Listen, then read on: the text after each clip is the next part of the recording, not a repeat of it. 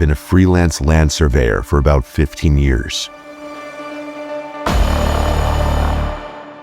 Most of my work is solo, remote stuff. I'm usually camping out for days at a time in places nobody else is going to. I actually prefer it that way, or at least I used to. This happened about 4 years ago. I'd been hired to survey boundary markers on a parcel up in the mountains near the Clearwater region in Idaho. Remote doesn't even begin to describe it. It was 6 miles of hiking just to reach where I set up camp. I filed my route with the local ranger station like I always do, and I packed a week's worth of supplies. The first day went smooth. I found 3 markers, logged everything, and made it back to camp before dark. The forecast had called for cold and light snow, and that's pretty much what I got. By the second day, though, things started to change. We got way more snow than expected. The next marker was only about a mile out of the way, so instead of calling it right then and there, I figured, what the hell? That was a mistake. I honestly still think about how stupid it was not to just hunker down or make it out of the woods when I had a chance. The terrain was all hidden rocks and icy slopes under fresh snow, so to translate, the worst possible conditions to hike through.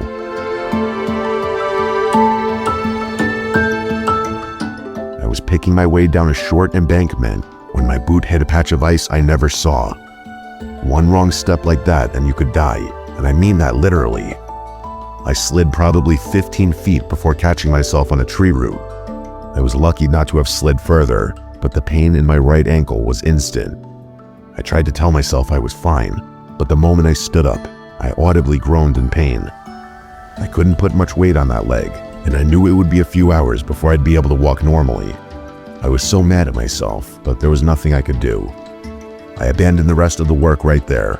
No marker is worth getting stranded over. I painfully made my way back uphill to the main trail and started the slow hike back toward camp.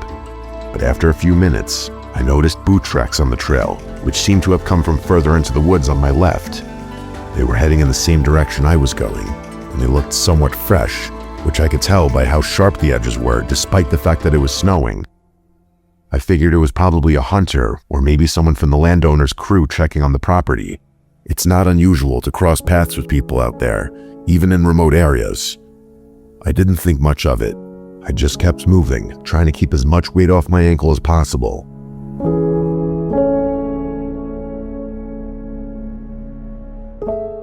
As the light started fading, I began hearing sounds behind me.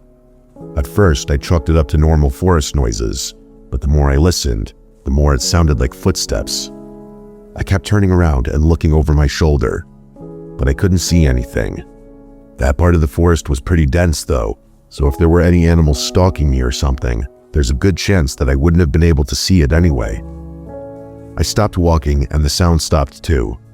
Not right away. There was a delay of maybe 1 or 2 seconds, but they stopped. I froze up and tried to listen for anything out of the ordinary, but there was nothing beyond the wind and snow. I started walking again, and this time the footsteps didn't resume, so I thought everything was good. But then a few minutes later, I heard those damn footsteps again. I kept turning around, but I couldn't see anything. It was especially freaky because I knew I wouldn't be able to run if there was a threat out there. That was the worst part.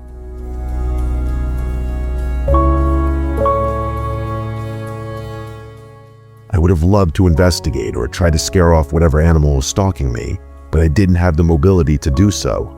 So I just kept moving. But then I heard something metallic off to my left. I don't really know how to describe it. It was this low sound, like something lightly hitting a fence post or a piece of equipment. It was freaky because there wasn't supposed to be anything but trees out there, so I had no idea what could be making a metallic sound of all things. The sounds must have distracted me because it dawned on me that I hadn't been keeping track of those footprints I noticed earlier. I looked down and realized they were gone. I turned around frantically, but I couldn't see when they had branched off or if they had turned around or something.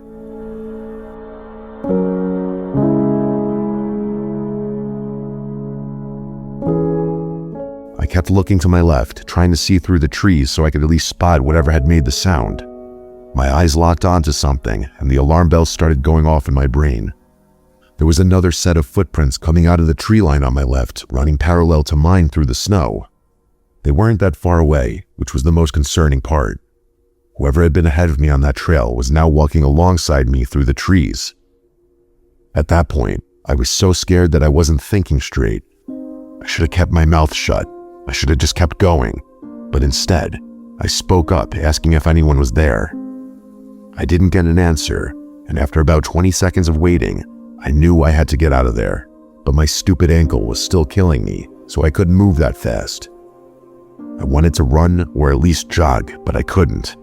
I was pretty close to camp though, so I just told myself if I kept moving, I'd be fine.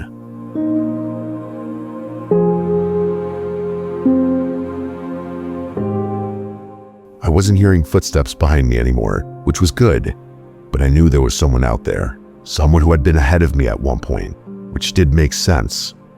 I was really close to my sight when I heard the sound of a heavy branch snapping from somewhere behind me.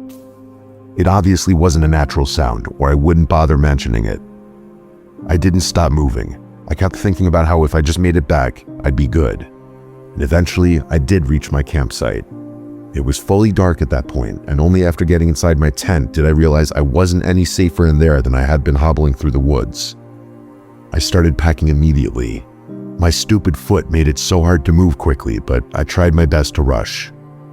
I'd say maybe 60% of how scared I was due to the fact that in a fight or a chase, I would be completely screwed without the ability to move properly. Before I finished packing, I heard the thing that I had been dreading the whole time, footsteps right outside the tent. I was so unbelievably scared at that point, and I started thinking about all the options. The footsteps weren't approaching my tent, but rather circling it. There was nothing I could do but wait for them to charge my tent.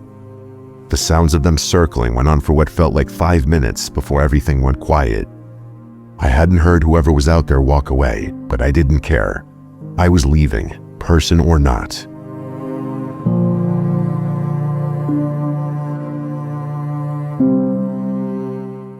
I finished packing and took a really deep breath before unzipping my tent and stepping out into the snow. The moment I got outside, I looked into the trees and screamed. There was a guy standing in the tree line staring at me. He was really old and sickly, almost like he was dying. He looked disgusting. I stared back at him. I was fully expecting him to charge me, but he didn't. I put my hands up and said, "I don't want no trouble," and he didn't respond. I didn't know what to do. The staring contest lasted a few minutes before he said something I still think about. He said, "You're a lucky man," then turned and disappeared into the woods. The rest of that night is pretty blurry, partly because I was still in so much pain, and partly because of the encounter. If that guy wanted to fight me or kill me, he probably could have. With my ankle all messed up, there would have been nothing I could have done.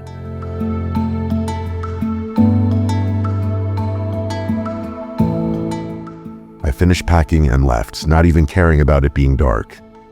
When I eventually got checked out, I was told I had severely sprained my ankle, and it was a miracle I hadn't messed it up worse by walking. I ended up reporting that freak in the woods, but I know nothing was going to come of it. I didn't take another winter contract for almost a year. I still do remote work. It's my livelihood and I'm good at it, but I don't camp alone on winter assignments anymore. I either bring someone with me or I turn the job down. This is still the scariest thing that has ever happened to me.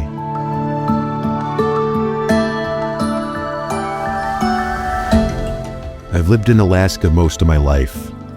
My family moved to Fairbanks when I was 6, and I never really left. I spent my summers working fish camps as a teenager, started guiding professionally in my early 20s, and that's basically been my life ever since. I'm 29 now. I work seasonally as a wilderness guide in northern Alaska, and I've been doing it long enough that I don't really get rattled much out there. I don't get lost, or I guess I should say I didn't think I could get lost, because what happened 3 years ago kind of forced me to reconsider that. My boyfriend at the time was Randy. He grew up in rural British Columbia and was basically the male version of me when it came to the outdoors.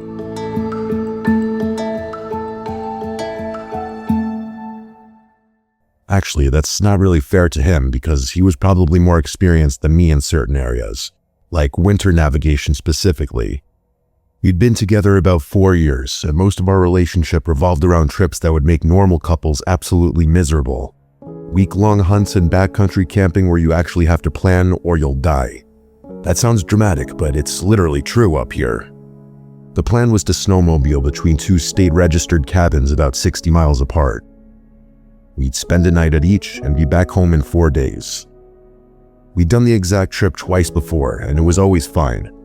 The weather forecast looked good when we left, so we weren't worried at all. The first day was completely uneventful.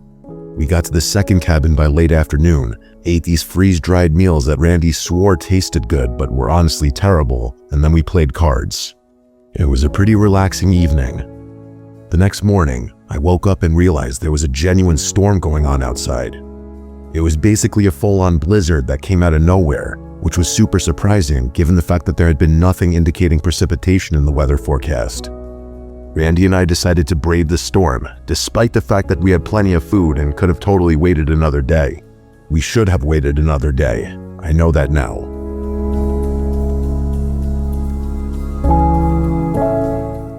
Things went south really quickly. The wind was almost worse than the snow. It was really hard to see much of anything, so Randy opted to take the lead. I was just following the path of his snowmobile, which was admittedly a lot easier than navigating the terrain in low visibility without anything in front of me, which is why I don't blame him for what happened. I don't really know how it happened, but one second Randy was just plodding along, and the next, his snowmobile was on top of him. I jumped off mine and ran over to him, but it was too late. His leg was bent in a way legs should not bend. Keep in mind, this was a guy who had once finished a 2-day trek on a sprained ankle and didn't even mention it until we were back at the truck. The first thing I tried was getting him on my snowmobile. That was the obvious move, just get him on the back and ride us both to the cabin. But Randy's 6'2" and probably 220 at the time, and those aren't like ATVs where you can just throw someone on the back and go. An Arctic cat in deep snow is already a lot of machine to handle by yourself. I got him up once, kind of half dragged him onto the seat behind me, and he lasted maybe 10 seconds before he slid off the side. The sound he made when he hit the ground is something I never want to hear again. I tried one more time, and it was worse. He couldn't grip with his legs at all, and every time the machine shifted even slightly, he'd start to go, and there was nothing I could do to hold him and steer at the same time. After the second attempt, he told me to stop, and the way he said it, he wasn't asking, he was telling me. That's when we both kind of accepted what the actual plan was going to have to be.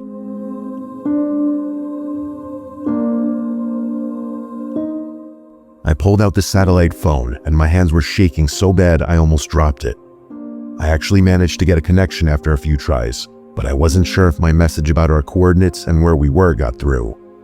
Relying on someone else to come save Randy was a terrible idea, and we both knew it. I knew what had to happen. I'd leave him sheltered with everything we had, then take my snowmobile and push for the nearest cabin to use the emergency radio. There wasn't really a discussion about it. Randy just looked at me, and I looked at him, and that was it. I got him set up with every extra layer we had and marked our coordinates on my GPS. He told me to be careful, and then he told me not to do anything stupid, and then I just left him there in the snow. I was navigating mostly by feel and GPS, but the circumstances seemed so dire that I was having trouble not freaking out. After about 45 minutes, things started feeling off, like landmarks weren't matching up and the terrain didn't look right.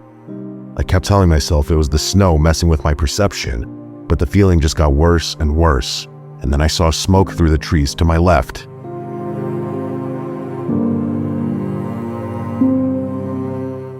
I angled toward it, thinking I somehow looped back to one of the cabins, but the structure didn't match either one.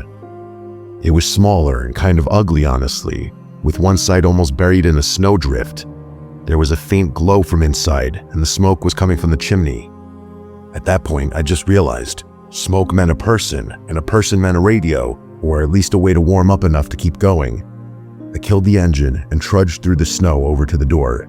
I knocked a few times, expecting someone to come over and open the door, but no one did. So I tried the door handle and realized it was unlocked. I walked in and was kind of surprised to discover that it was really warm in there. It was definitely inhabited. There was a wood stove in the corner with a fire going and a bedroll on the floor. There was also a can of some kind of food on the floor with a spoon still in it. It honestly looked like whoever was living in there had walked out the door 5 minutes before I came in. I announced my presence, but no one answered, so I just stood there warming my hands and trying the satellite phone again. But I had no luck, which was pretty disheartening. Still though, I didn't want to go back into those treacherous conditions yet, but I had to. Randy's life was depending on it.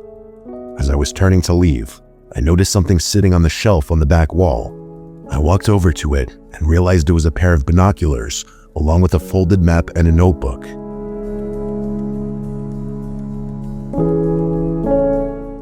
I unfolded the map and realized it was a trail map of the area we'd been riding through. Sections of it were circled in marker, and I recognized some of them.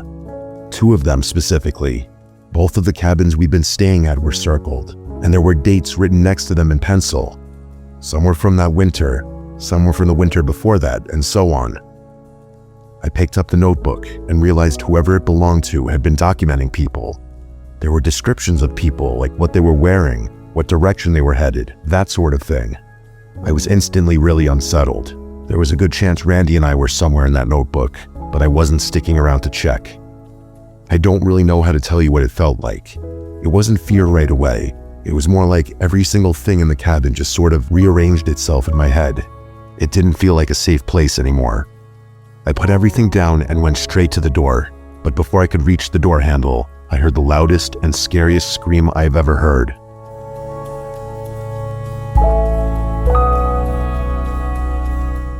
It came from below me, under the floor. It was a woman, and they weren't saying anything, just screaming at the top of their lungs like they were getting stabbed. The shock made me literally jump, and I just ran for the door. I started my snowmobile as fast as I could and rode out of there without even looking back. I never got another glimpse of the cabin. I was a total mess after that, to the point where I don't really remember the rest of the journey. At some point, I made it to the real cabin and got through on the emergency radio. They had to dispatch a helicopter just to make it to Randy, and he was near death. Hypothermic for one, and his leg was in terrible shape, but he was alive and conscious. It was the worst few hours of my life, to the point where I have trouble even piecing together the sequence of events. Randy survived, but the experience was so traumatic that he swore off winter navigation forever, or at least as long as we were still together.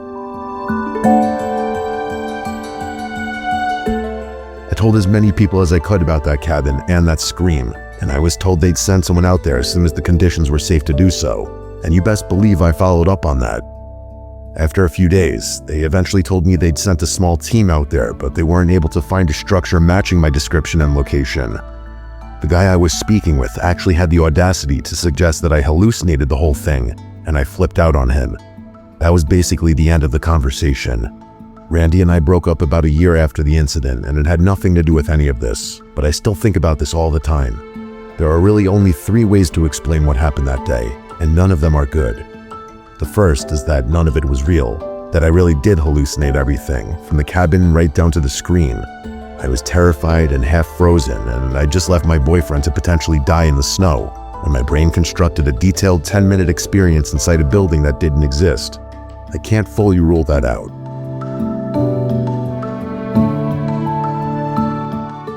The second is that it was real, and that person screaming was someone who needed help, someone who I just left there, probably to die. The troopers either couldn't find the place or didn't try hard enough, and whoever was under those floorboards, I don't even know what could have happened to them.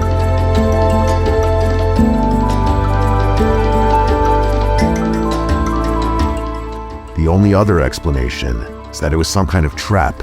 Maybe the smoke and the light were supposed to draw someone in, and whoever wrote those notebook entries had been tracking people through that area for a while, looking to kidnap someone or God knows what else. And I had walked directly into it, or worse, maybe that trap had actually worked. That scream, maybe that was someone unlucky enough to walk into that cabin sometime before me, and if I had gotten there a little earlier, it would have been me under those floorboards. I'm not sure what to make of any of this.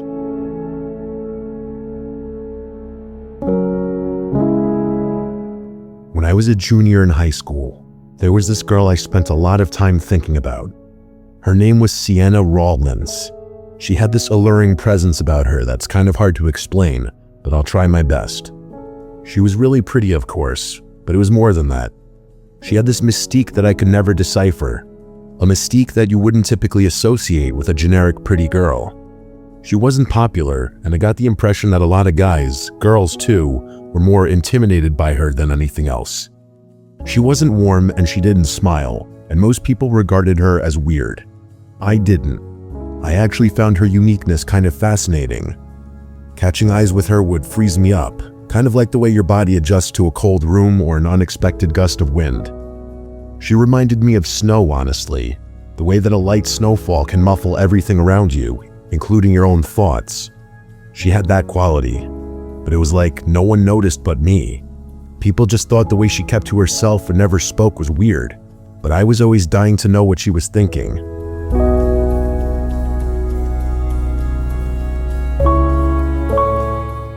I read a lot of young adult fantasy novels around that time, so that probably had something to do with it. I wrote a lot around that time too. I actually named one of the characters in the story I was writing Sienna. You could say I was obsessed, but I also just liked that name. Anyway, I was walking up the stairs with my friend George one day, talking about that exact story, when he asked me what the characters' names were.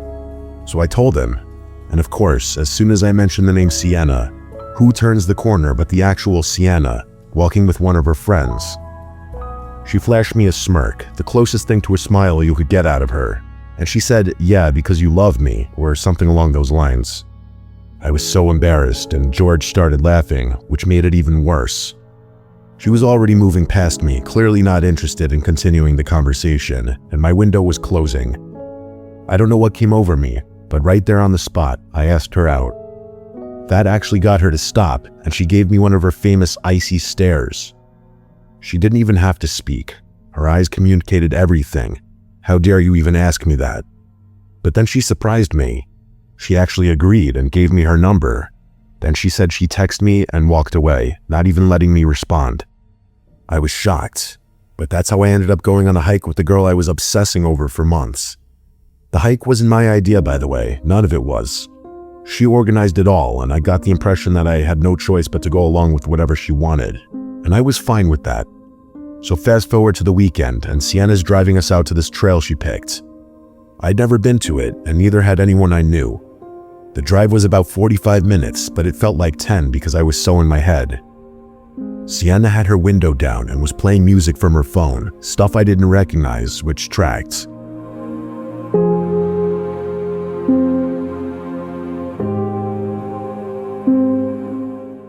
We pulled into this gravel lot at the base of the trail. There were maybe 2 other cars there. Sienna didn't even think twice. She just started walking and I followed.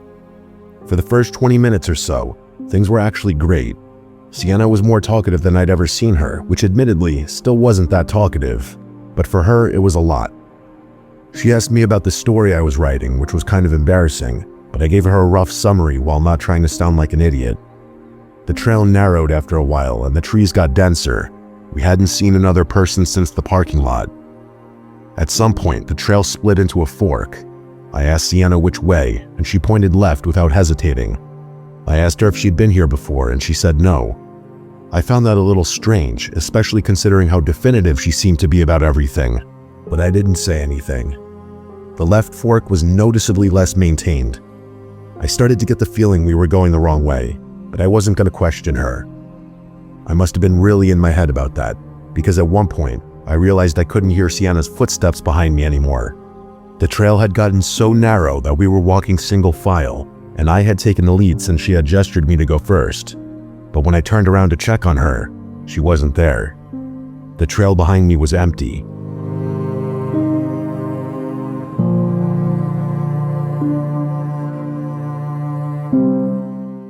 I yelled her name, but I didn't get a response. I was confused, so I started walking back the way we had come. I made it back to the fork, and she wasn't there either. I figured she had probably stopped to use the bathroom and didn't want me to notice, which was a reasonable enough explanation. But I looked around some more and realized there was no side trail for her to wander off on. She was just gone, so I decided to try the right fork. To my surprise, that side was even more overgrown, and the further I walked, the less it felt like a real trail. I kept calling her name like an idiot, but I didn't know what else to do. I couldn't imagine why she would have abandoned me, so I genuinely thought it was an honest mistake or something. At one point, I heard a branch snap somewhere off to my left, deeper in the trees, and then when I looked over, I saw movement. Something shifted behind one of the thicker trees. I instantly knew what was going on. It was Sienna messing with me. That would have been on brand for her, so I figured I'd turn the tables on her and surprise her before she could surprise me. I slowly walked over to the tree as quietly as I could, and at the last second, I jumped to the side to scare her. But as I was mid-yell, I realized it wasn't Sienna. It was a man. I was horrified, but it was too late. I was inches away from this tall, middle-aged looking man who didn't seem scared in the slightest. I instinctively took a few steps backward, and the guy just stared at me. Before he could say anything, I blurted out that I was just looking for my friend or something like that, which in hindsight was a completely useless thing to say. He clearly didn't care. He started walking towards me, so I turned and started walking back toward the trail, trying not to run. But then I heard a second sound, this time from my right. I looked over and saw another person moving through the woods. The second guy wasn't even trying to hide. He was just standing in the open watching me, and he was holding what looked like a tree branch in his hand. That's when I just ran. The second guy was blocking the path back to the trail, so I was just running through the woods with no real sense of direction, hoping there was another way back to the main trail.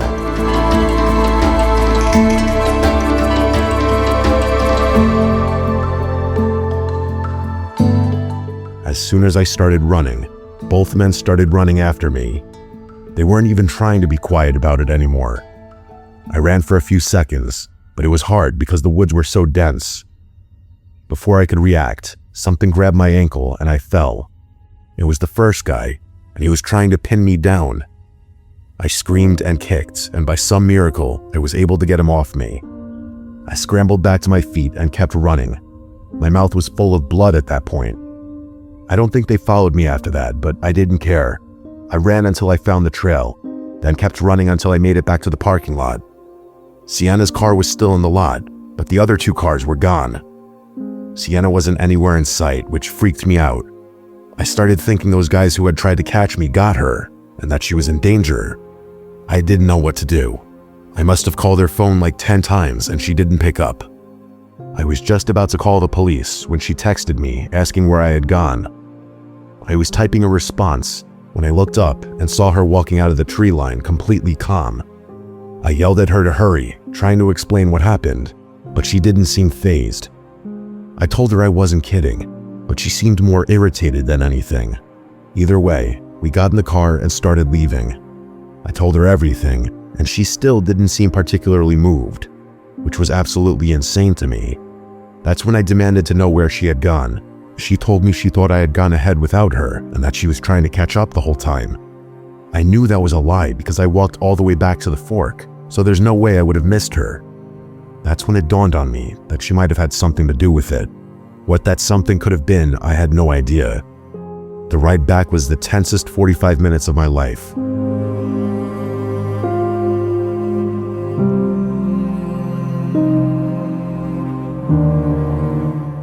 I kept looking over at her and wondering whether someone so innocent and nonchalant could do something so heartless and cruel. Honestly, the answer was probably yes.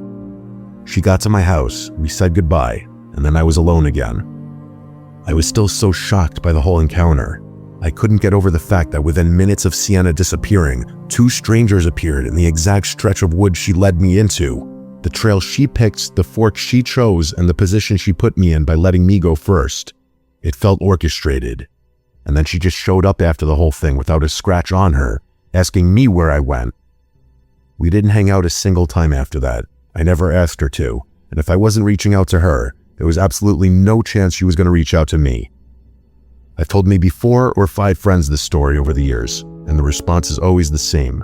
Sienna set me up, that she knew the trail and knew the people in the woods. I've considered that more times than I can count, but I just have no idea why anyone would do that. I have no idea where Sienna is now. She's not on social media, and I have no idea where she went to college.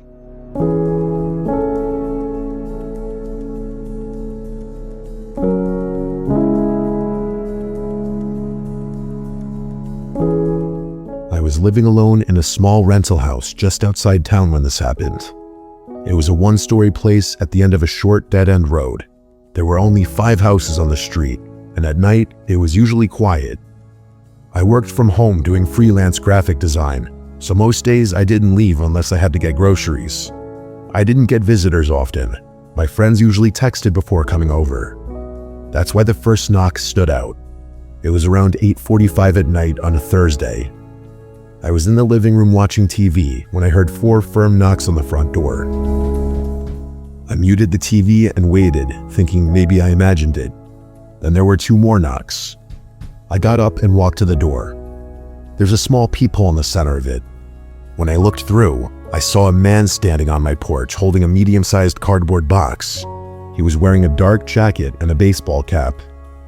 He looked normal, maybe mid-30s. I opened the door but kept the chain on. He immediately said that he had a delivery that required a signature. He read a name off a small handheld device. It wasn't my name. It wasn't even close. I told him he had the wrong address. He looked down at the box, then at the device, then back at me. He read the address out loud. It was my exact address. I told him no one by that name lived here. He stared at me for a second longer than necessary. Then he said he must have been given the wrong information and would take it back to the truck.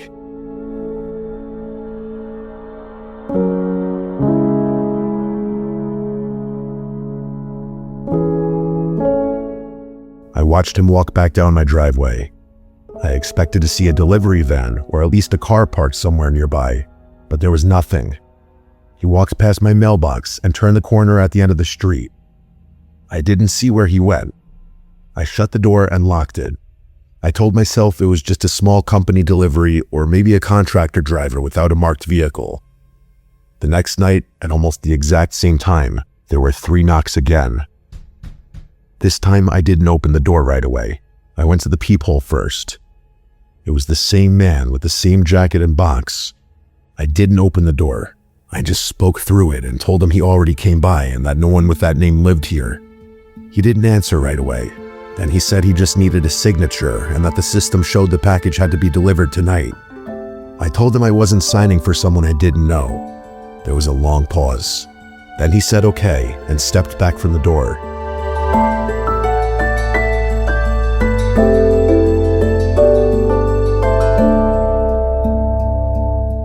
I stayed at the peephole.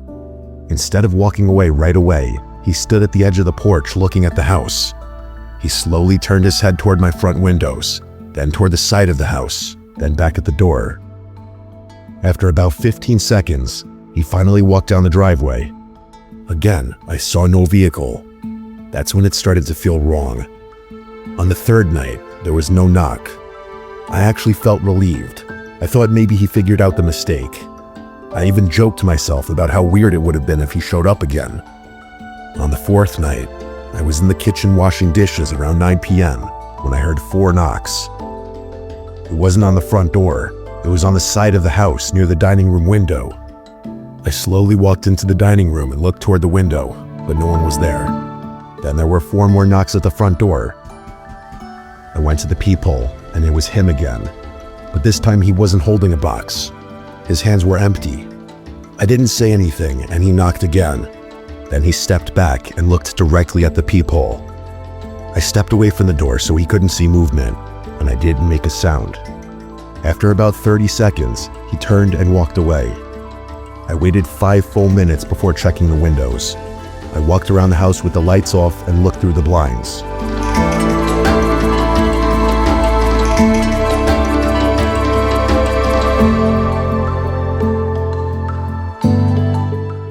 I saw him standing across the street near the tree line.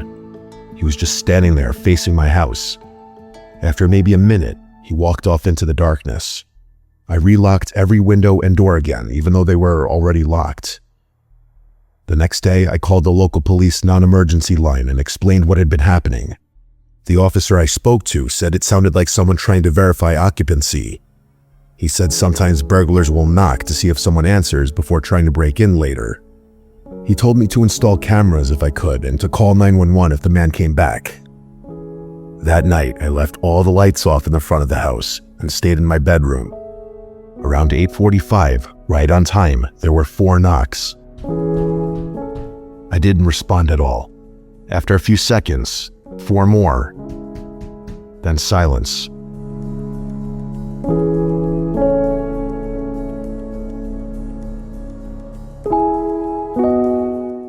I waited about a minute. Then I heard something else. A soft thud against the back of my house, and then another. I realized it sounded like someone testing the back door. I grabbed my phone and quietly walked into the hallway.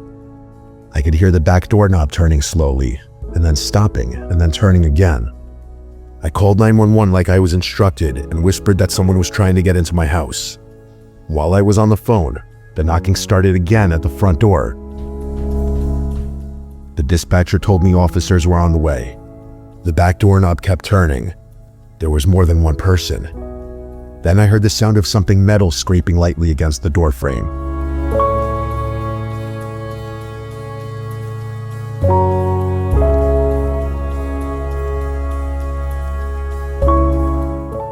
After about 30 seconds, everything stopped. Even as it was totally silent though, I stayed on the phone until the police arrived. When they searched the outside of the house, they found fresh pry marks on the back door near the handle. The officer told me if I hadn't been home, the door likely would have been forced open. They drove around but didn't find anyone suspicious. The next night, I stayed at my brother's apartment across town. I didn't tell anyone on social media or anything that I wasn't home. I just left. Around 9 p.m., my phone rang. It was my neighbor from 2 houses down. She said there was someone standing on my porch knocking repeatedly. She said he had been there for at least 5 minutes. She asked if I was home. I told her no and asked if he had a vehicle. She said she didn't see one. I told her to call the police. Officers arrived and questioned him. Later that night, an officer called me and said the man claimed he was trying to deliver a package, but he misplaced it. He had no company ID and no marked vehicle. They warned him to stay away from the property. 2 days later, police arrested him in a nearby neighborhood after he was caught attempting to break into a house where the owner was out of town.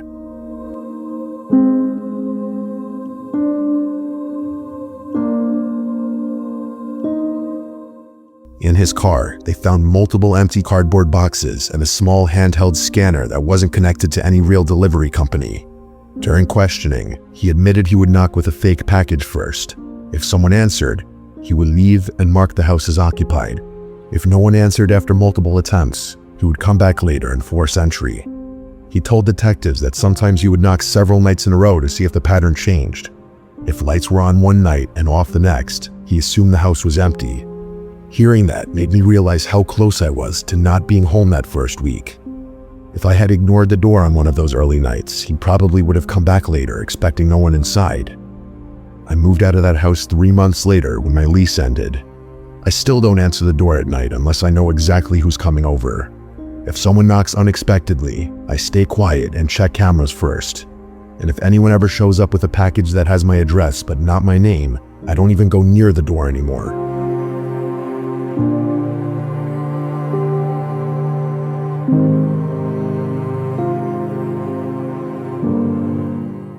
This story starts in the lead up to Christmas. To set the scene, I live near Glasgow in Scotland. I stay with my parents, siblings, cats, and dogs. We're a close-knit family and often spend nights together in the living room watching TV, playing games, and catching up on our lives. At the time of this story, I was 16 turning 17. I was in high school, but getting closer to leaving and starting my education outside of it.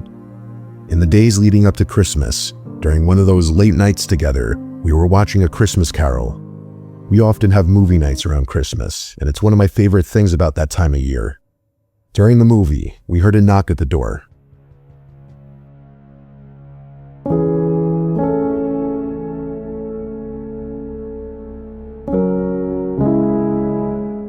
This wasn't unusual, so we didn't think much of it. My mom got up to answer it, but nobody was there. The street was empty. Our garden wraps from the front of the house around to the back, so she checked along the side of the house too, but there was nobody there either. She came back inside and we resumed the movie. A few days later, I was sitting at the living room table doing exam work when I heard another knock.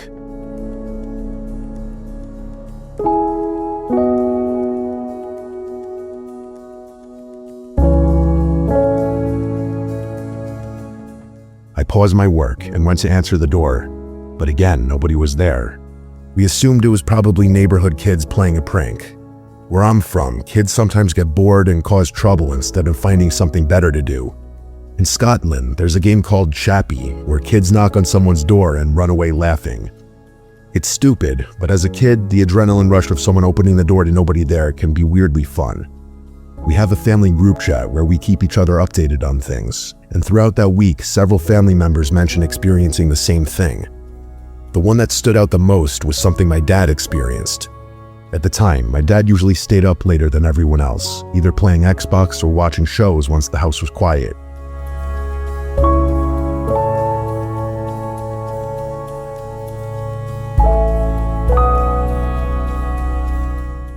One night around 11:30, when the street was silent and all the kids would have been inside, he heard a very quiet knock.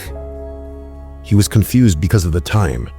He checked through the peephole before opening the door, but he saw nobody. He slowly unlocked and opened the door to look outside. Again, nobody was there, just a quiet, empty street. He locked the door and came upstairs to ask if anyone had heard it, but because the knock was so quiet, nobody else had. This started to unsettle us because it had been happening repeatedly. Nobody had ever seen or heard anyone outside except for the knocking itself. Usually when kids do this, you hear them laughing or running away. This felt different. Christmas Day is when everything escalated. We spent the day with family, opening presents, sharing gifts, watching movies, playing games, and eating way too much food. It was a great day. Later that night, I felt sick from eating so much, which I always do Christmas, so I went upstairs to lie down.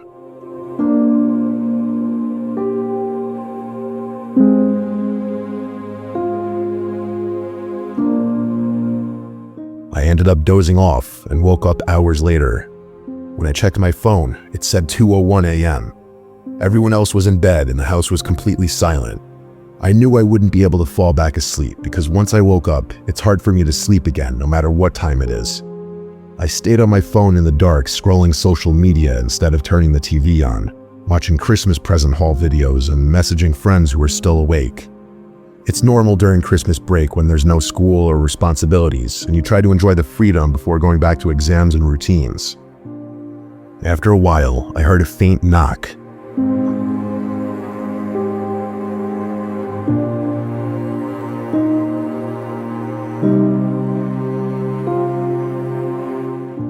I wasn't sure if it came from my door, my window, or if I imagined it. I sat up straight in bed, staring into the dark room with my heart racing. I didn't want to move. I knew nobody should be outside at that time on Christmas night. I didn't know if the past few weeks were just getting into my head, or if someone was actually inside the house. My room is on the second floor, so someone being at my window would be very unlikely. After what felt like forever, I finally worked up the courage to open my bedroom door. As I did, I heard what sounded like footsteps coming up the stairs. My brain immediately assumed it was my dad coming up to bed after staying up late like he usually did. I stepped into view of the staircase to tell him I was still awake and heard the knocking again. That's when I realized it wasn't my dad.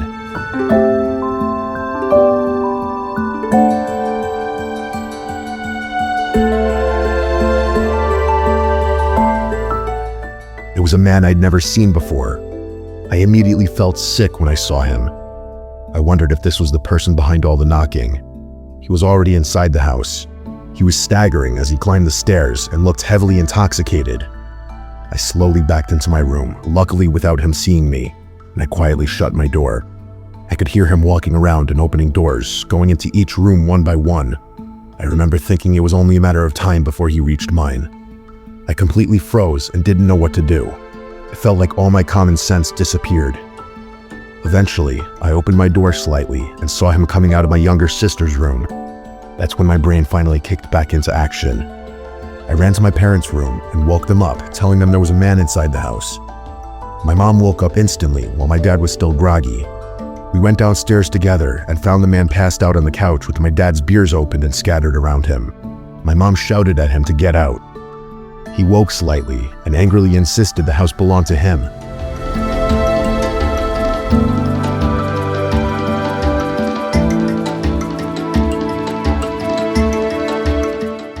We tried to get him up, but he was completely dead weight. My mom slapped him trying to wake him, but he barely reacted. A few minutes later, my dad came fully downstairs, saw what was happening, and immediately took control of the situation. He shouted at the man that this was not his house and threatened him to leave. The man refused. My dad eventually had to physically lift him off the couch and drag him out the side door. He forced him outside and warned him not to come back before shutting the door. We thought it was finally over, but seconds later, glass suddenly shattered toward us. The man had punched through the window, sending broken glass inside. He pushed his face inside the broken glass like something out of The Shining while my dad went to call the police. The man started shouting aggressive threats, saying he now owned the house, that he knew what we looked like, and that he would return. Needless to say, we were all in shock. It was hard to believe someone would do something like this on Christmas night. Eventually he left and the police arrived. They took statements from all of us. Mine was the longest since I had seen him first.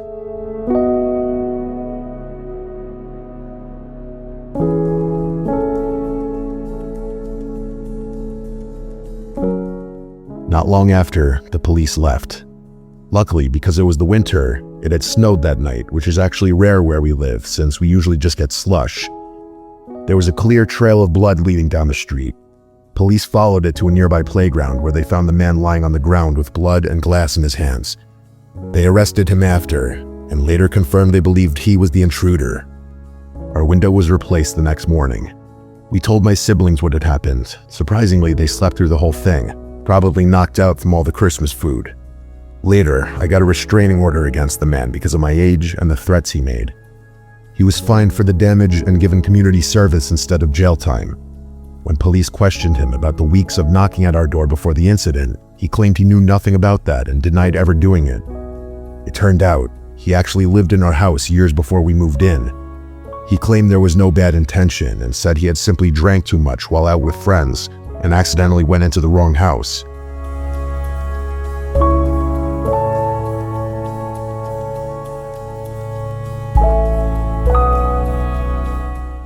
Thankfully, nobody in our family was seriously hurt.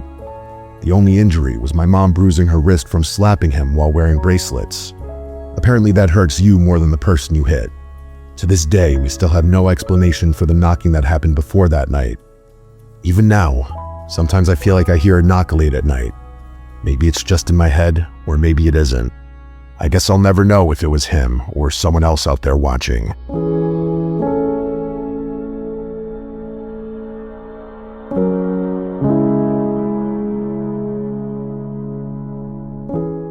This happened around 2010 when I was about 6 years old. My family and I were living in a small neighborhood in Springfield, Oregon. It was my older brother, sister, my mom, and I, as my dad was deployed at the time. I was really close with my dad and always took it hard when he was away.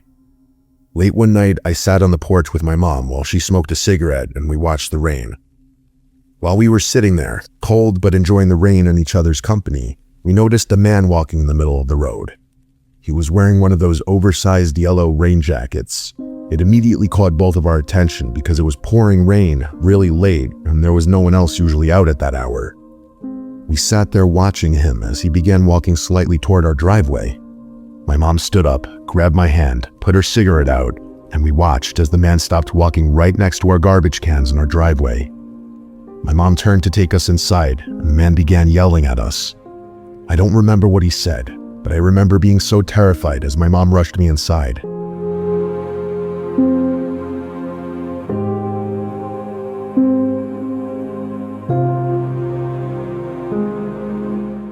As soon as we got inside, my mom locked the door and turned off all the lights. At that point, I was terrified, and of course, being a kid, I started crying. My mom rushed my siblings and I, shushing us, and we all went and laid in my parents' king-size bed together as we were all a bit worried. But nothing else happened. There was no more yelling or noise or anything, so we all drifted to sleep. That night, I had a terrible nightmare I can still picture to this day. It was of a man in a big yellow rain jacket peering through our window. I woke up terrified and crying, literally shaking my sister awake just so I could tell her I was scared. I have no idea how much time passed. My sister got out of bed and walked me to the bathroom that was attached to the bedroom. She shut the door and spoke with me while I cried, trying not to wake my mom or brother. But while we were in there, we suddenly heard banging.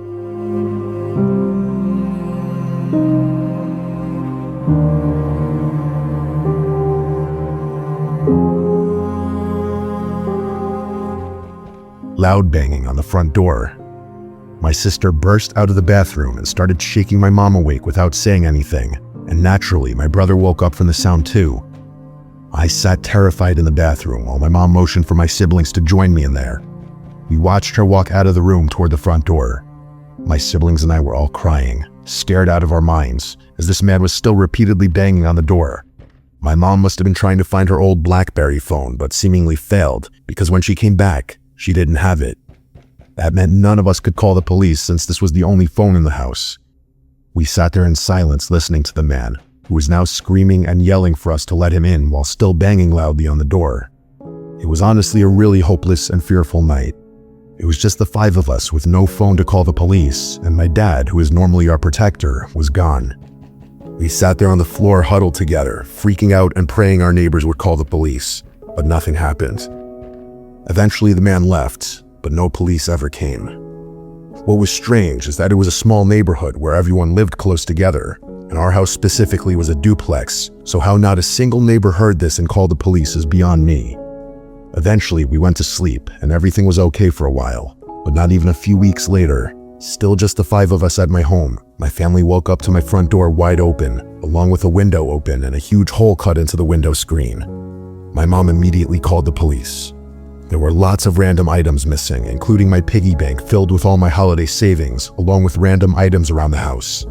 But the most disturbing thing missing was a giant vase filled with cash and coins that my family had been saving for months. The sickening part was that it had been on my nightstand right next to my bed where we were all sleeping. This was a long time ago, and sadly my mom has since passed, and my dad wasn't there when it happened, so I'm not really sure what other details I might have missed. I do know that the intruder was never caught. I also don't know if the same man who was harassing us that night was the same person who broke into our house weeks later. It could be connected or it could not be. I do know that none of us were harmed, which makes me feel like maybe it wasn't the same person, because that man seemed really aggressive for someone who just wanted money. But on the other hand, I later found what looked like the same giant vase sitting on the porch of a neighbor who was a man that lived alone and that we never really saw. So honestly, who knows?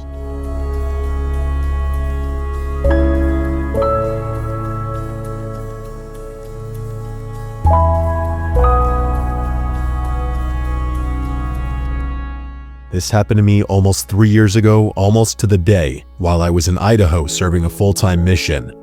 The town that me and my companion, who I'll refer to as Spencer, were assigned to was quite small, so there wasn't always a lot for us to do, and on top of this, at the time, I was going through a rough patch. Things like self-esteem issues and having trouble sleeping, so as a result, we found it difficult to stay out all day doing work. One other thing about where we were assigned was that we were living in an actual house, albeit a tiny one. Usually we only ever get apartments, but I guess for this area, a house was the only option, probably because there were no apartments anywhere nearby.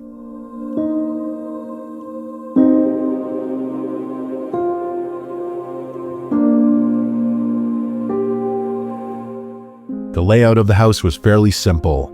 As you walked through the front door, you entered the main room where our desks were, and immediately to your right was our bedroom.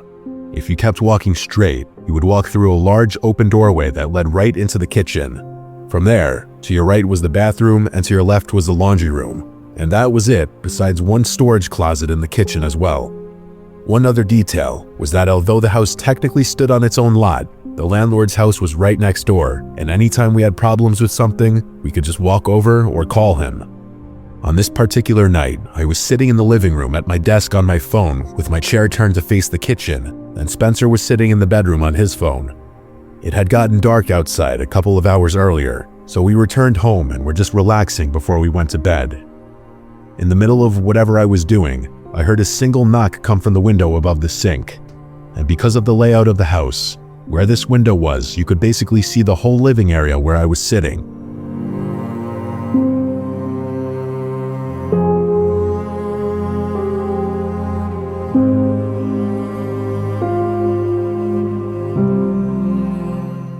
I looked up at the window for a few seconds, but only saw darkness. I went back to what I was doing and began to think that it must have just been a branch or something. There were large trees behind the house, but the more I thought about it, the more unlikely it seemed. None of the trees were close enough to the house to brush the window that way, and it wouldn't have made a knock sound like the one I heard. In the middle of having this thought, I heard another knock around the corner at the window in the laundry room. The full weight of what was happening was finally coming into focus, but my mind was still looking for an explanation that didn't conclude that someone was outside circling the house, stalking my companion and I. I started to tell Spencer what I had heard from the living room, but as I was, another knock came from the window in the living room, the one right next to me. I didn't see who it was on the other side, and I didn't want to. I jumped up and ran into the bedroom and locked the door. I asked Spencer if he heard it too, and he said yes. We started debating what to do. All we had for weapons were a couple of knives, and we didn't know how many people were actually out there, or if they were armed, so going to confront them on our own was out of the question. During our discussion, the knocking sound moved from the window in the living room to the front door itself, and we were getting more and more freaked out. We briefly debated calling the police, but we were in the middle of nowhere, and it would take them forever to get out there to help us.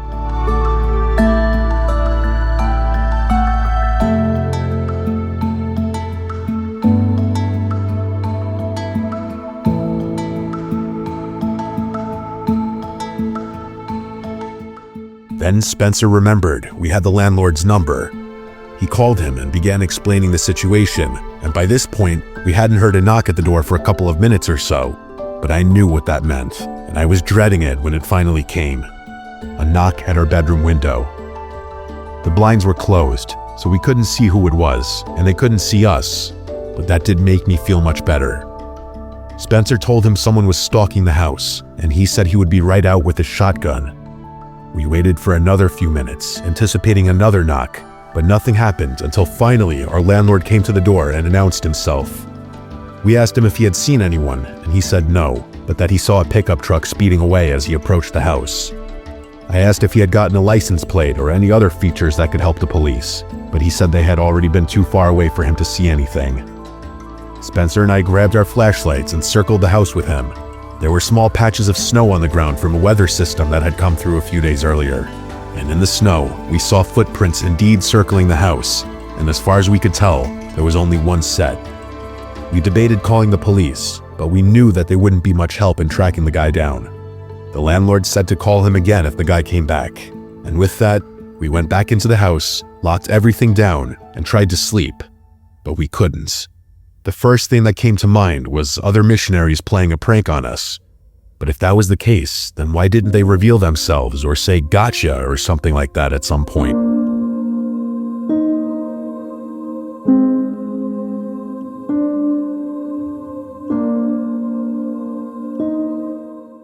Also, it was past curfew. Everyone was supposed to be home, and the closest missionaries to us were at least 20 minutes away. The other possibility was that it was some teenagers from the ward playing a prank, but that didn't seem likely either, especially afterwards, because again, they would have come back and started laughing at us, and there was only one set of footprints we found. If it was a prank, I feel like that would have been a group thing to do.